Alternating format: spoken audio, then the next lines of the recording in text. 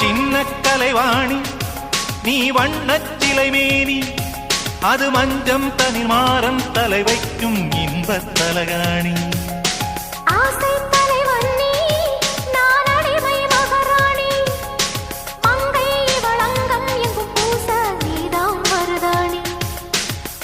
திறக்காத பூக்கள் வெடித்தாக வேண்டும்,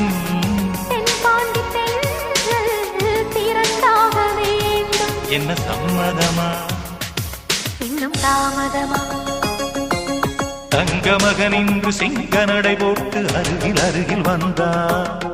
கண்டு புறம் பற்றி எரியும் மெழுகாக மங்கையுருகி நின்றார்.